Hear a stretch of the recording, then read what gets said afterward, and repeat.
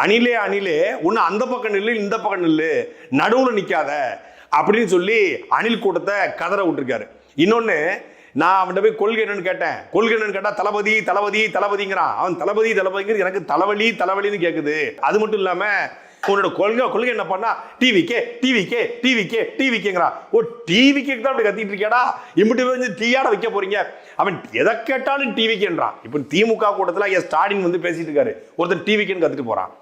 ஒரு ஐடி விங்குடைய ஒரு கூட்டம், ஒரு இந்த ஐடி செக்டர்ல அங்க போய் டிவிக்கேன்னு கத்துறான். ஒரு மால்ல சும்மா மக்கள்லாம் போயிட்டு இருக்காங்க, டிவிக்கே டிவிக்கேன்றான். தியேட்டர்ல அஜித் படம் ஓடிட்டு இருக்கு, டிவிக்கேங்கிறான். ரஜினி படம் ஓடுது, டிவிக்கேங்கிறான்.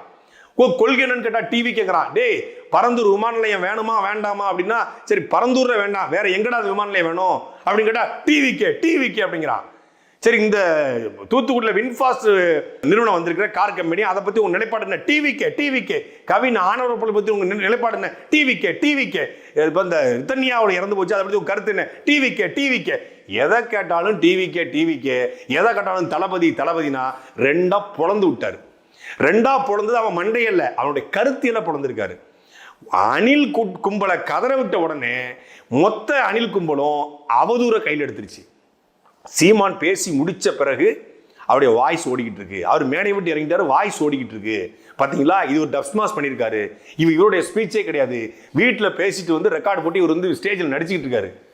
தமிழ்நாட்டிலே அதிக கூட்டங்கள் பேசிய ஒரே தேவர் சீமானவர்கள் தான். இதுல இருந்து என்ன தெரியுதுன்னா, இவன் இது வரைக்கும் எந்த கட்சியோட கூட்டத்துக்கும் போனதில்லை போல இருக்கு. மேடை விட்டு இறங்கின பிறகும் சீமானுடைய குரல் கேட்குதுன்னு சொல்லி அப்பட்டமா ஒரு அயோக்கியத்தனமா ஒரு அவதூற பரப்புறானுங்க.